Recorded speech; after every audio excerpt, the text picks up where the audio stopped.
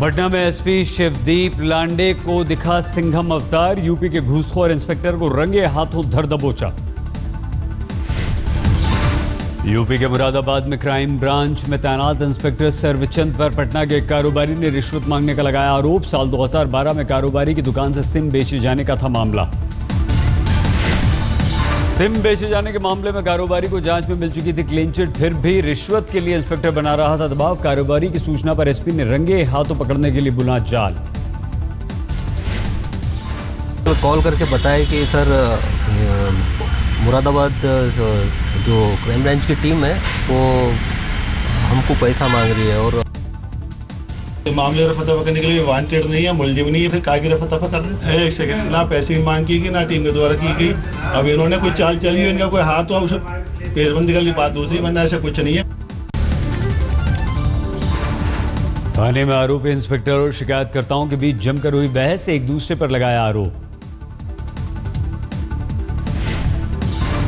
सूचना ही दी, हमारे प्रश्न का जवाब दीजिए ना। मैं आपके प्रश्न का जवाब दे रहा हूँ। ढूंढते घूम रहे, कल ढूंढना बच्चों अब चलेंगे। हमारा हमसे आप पहले मिले हैं?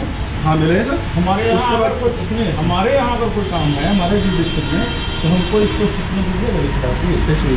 हम प्रश्न जो पूछे उसका जवाब दीजिए। हाँ बिल्कुल देंगे। अब जाते हैं ना, अब देते हैं आप।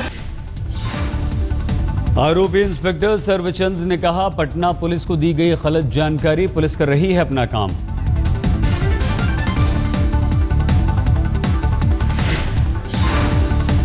मुरादाबाद के एसपी ने इंस्पेक्टर की हिरासत पर कहा, मामले की होगी जांच, सबूत मिले तो आरोपी इंस्पेक्टर पर होगी कार्रवाई।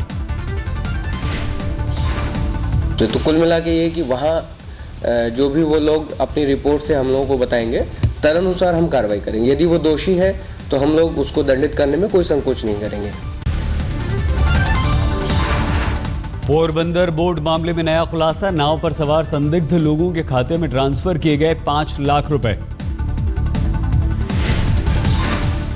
एनटीआरओ के पास मौजूद संदिग्ध नाव पर सवार लोगों की बातचीत की डिटेल्स।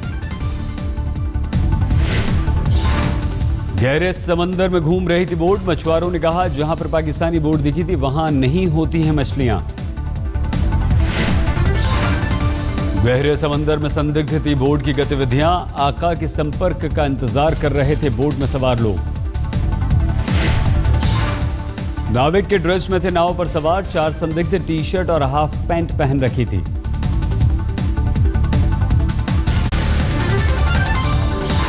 पोरबंदर में पाकिस्तानी बोट में धमाके के बाद मलबे का तलाश का अभियान हुआ खत्म, जहाज राजरतन वापस तट पर लौटा।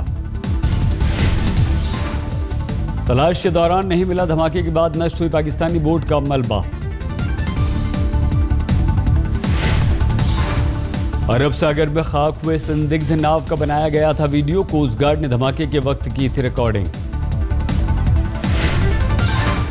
पाकिस्तानी बोट के धमाके का वीडियो भेजा जाएगा दिल्ली, जहाज राजरतन से उतारी गई थी तस्वीरें। मलबे की तलाश का भी वीडियो शूट किया गया, मलबा नहीं मिलने पर उठ रहे हैं सवाल।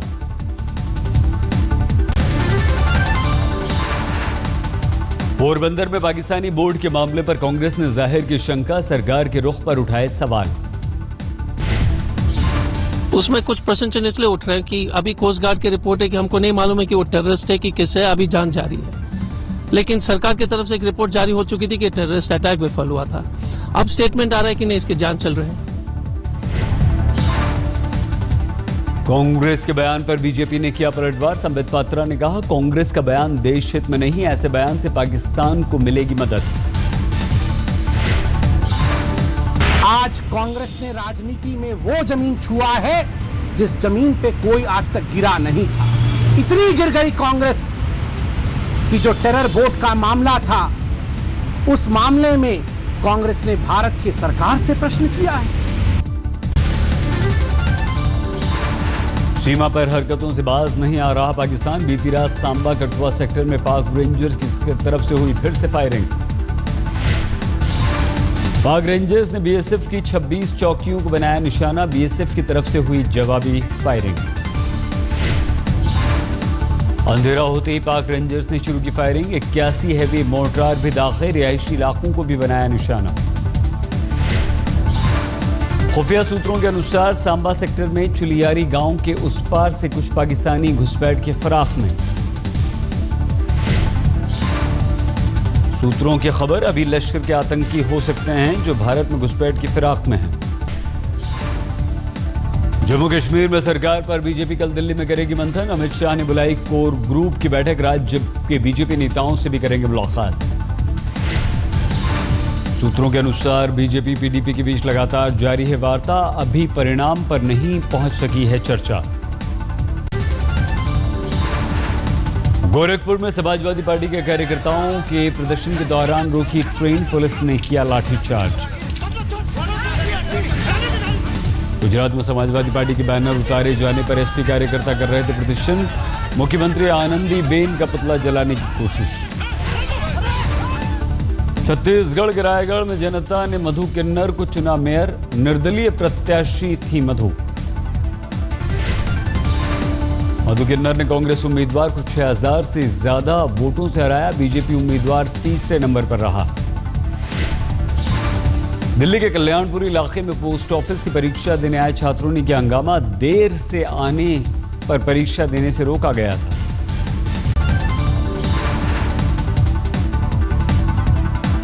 डीएम के नेता स्टालिन ने इस्तीफे की खबर को बताया अफवाह, कहा मैंने पार्टी पर किसी पद के लिए नहीं बनाया दबाव, लोग लगा रहे हैं कयास। खबर थी स्टालिन के समर्थक करुणानिधि पर बना रहे हैं दबाव, समर्थकों की मंशा स्टालिन को सौंपी जाए डीएमके की कमान। डीएमके से निष्कासित नेता एमके अलागिरी का बयान, कहा डीएमके में तभी शामिल होऊंगा जब पार्टी खुद को ठीक रास्ते पर लाएगी। दिल्ली में बीजेपी के खिलाफ आम आदमी सेना ने किया प्रदर्शन, जंतर मंतर पर जुड़े कार्यकर्ता, सभी 70 विधानसभा क्षेत्रों में प्रदर्शन की धमकी। आम आदमी सेना ने कहा बीजेपी को लोगों ने विकास के लिए वोट दिया था, लेकिन अब वो धर्म परिवर्तन कराने में जुटी है। दिल्ली में चुनाव से पहले बीजेपी और आम आदमी पार्टी के कार्यकर्ताओं में हिंसक झड़प, तो तुगलकाबाद में आप उम्मीदवार सहीराम पहलवान की जलाई गई कार। झड़प में 6 घायलों को एम्स के ट्रॉमा सेंटर और बत्रा अस्पताल में भर्ती कराया गया। एक निजी टीवी चैनल के कार्यक्रम के दौरान दोनों पार्टी के कार्यकर्ताओं में भिड़ंत, बीजेपी समर्थकों पर कार जलाने का आरोप। हिंसक झड़प के बाद दोनों पक्षों ने पुलिस में दर्ज कराई शिकायत। पुलिस ने अज्ञात लोगों के खिलाफ दर्ज किया दंगा भड़काने का मामला। प्रधानमंत्री नरेंद्र मोदी से मिले झारखंड के मुख्यमंत्री रघुवर दास, से राज्य की आर्थिक मदद को लेकर हुई बात।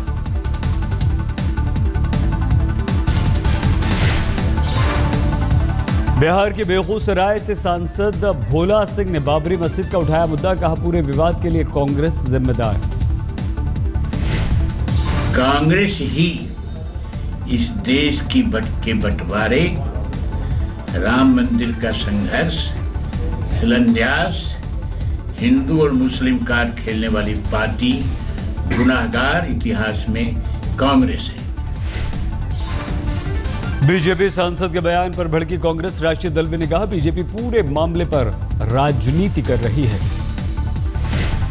जो कुछ भारतीय जनता पार्टी कर रही है, सत्ता के लालच में मंदिर को मुद्दा बनाना, रथ यात्रा निकालना, अयोध्या में जाकर मस्जिद को डिमोलिश करना, ये सारे काम तो। राजस्थान सरकार ने जब्त की रॉबर्ट वाड्रा की बेची हुई जमीन। सोनिया के दामाद ने 2012-13 में बीकानेर में बेची थी ये जमीन। रॉबर्ट ने करीब 75 हेक्टेयर बेची थी जमीन। राजस्थान सरकार ने कुल 300 हेक्टेयर जमीन जब्त करने के दिए आदेश। राजस्थान सरकार ने वाड्रा के खिलाफ कार्रवाई से किया इनकार। राज्य के गृह मंत्री बोले चुनाव के दौरान उठी थी बात, लेकिन नहीं हुई कोई एफआईआर दर्ज।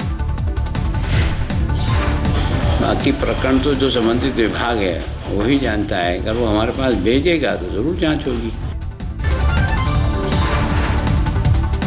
मुंबई में सलमान खान के घर के बाहर तमिल संगठनों का प्रदर्शन। बॉलीवुड के दबंग के खिलाफ जमकर नारेबाजी।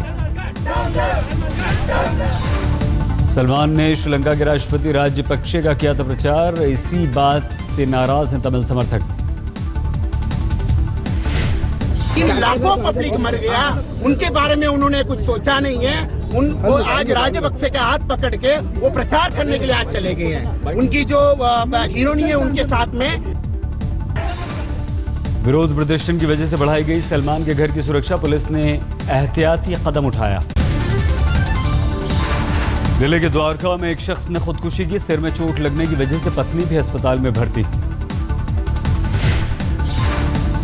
पुलिस के अनुसार पति पत्नी में हुआ था झगड़ा, सारे पहलुओं की हो रही है जांच। बिहार के पूर्णिया के विनोवा ग्राम में हत्या के आरोपी को पकड़ने गई पुलिस टीम पर हमला, 4 पुलिसकर्मी गंभीर रूप से घायल। आरोपी को पकड़ने के लिए 4 थानों से गई थी पुलिस, लेकिन ग्रामीणों के आगे पुलिस की एक नहीं चली, लोगों ने हथियार भी छीने। महाराष्ट्र के सतारा में गुस्साए हाथी ने कई ग्रामीणों को कुचला, एक महिला की मौत, 15 घायल, बाद में वन विभाग के कर्मचारियों ने किया काबू। मथुरा में ड्यूटी के दौरान नशे में चूर एक सिपाही, साथी पुलिसकर्मी खुद गाड़ी में उठाकर मेडिकल जांच के लिए ले गए। पुलिस लाइन में तैनात सिपाही खिलौना राम की हरकत देखकर हर कोई हैरान, आला अधिकारियों ने मामले पर साधी चुप्पी। वाराणसी में शराब के नशे में चूर आरपीएफ का एक सिपाही सड़क किनारे सोता हुआ मिला, वर्दी का भी नहीं ख्याल, पुलिस वाले उठाकर ले गए। यूपी के फिरोजाबाद में बीच राह सास ने दामाद की धुनाई की, बाजार में चप्पलों से की पिटाई। इस शख्स का पत्नी से तलाक का मुकदमा चल रहा है, महिला के अनुसार बेटी को परेशान करता है। यूपी के बुलंदशहर में एक युवक ने बहनों की शादी के लिए प्रधानमंत्री से मांगी मदद, दहेज का हवाला देकर लिखी थी चिट्ठी। जी को एक लेटर लिखा था जिसमें मैंने अपनी दोनों बहनों की शादी के लिए दहेज के लिए पैसों की मांग की थी। पीएमओ ने राज्य सरकार को फॉरवर्ड की चिट्ठी, युवक की माली हालत को जांचने के दिए निर्देश। हाँ, ऐसा एक केस पीएमओ से रेफर होकर आया है कि उनकी आर्थिक स्थिति का आकलन किया जाए, तहसील से संबंधित है और इनकी आर्थिक स्थिति देखा गया तो मात्र उनके पास 1 बीघा जमीन है। प्राइवेट स्कूल में टीचर की नौकरी करता है मंजीत, 2 बहनों की शादी करनी है, मनमोहन सरकार से मांगी थी मदद।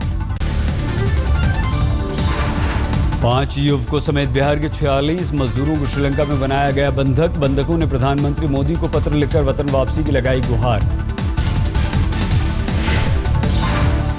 गुहार लगाने वालों के अनुसार श्रीलंका में कुल 77 भारतीय बंधक, जबरन कराई जा रही है मजदूरी और मेहनताना भी नहीं दिया जा रहा। बंधकों में गोपालगंज के 5, सिवान के 10, मुजफ्फरपुर के 15, सीतामढ़ी के 10, छपरा के 3, बक्सर, औरंगाबाद और रोहतास के लोग भी हैं शामिल।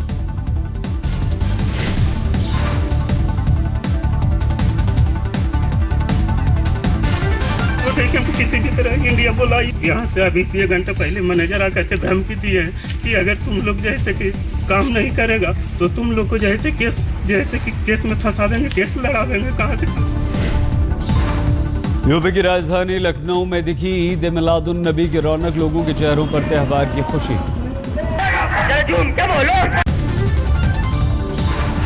बेंगलुरु के रामनगरम में नित्य आश्रम में महिला सन्यासी का शव मिला, 24 साल की है महिला। नित्य आश्रम प्रशासन का सन्यासिन की मौत पर बयान, का हार्ट अटैक से हुई मौत। सन्यासिन के परिजनों ने पुलिस से की शिकायत, मौत को बताया संदिग्ध, कहा मुंह से गिर रही थी लार।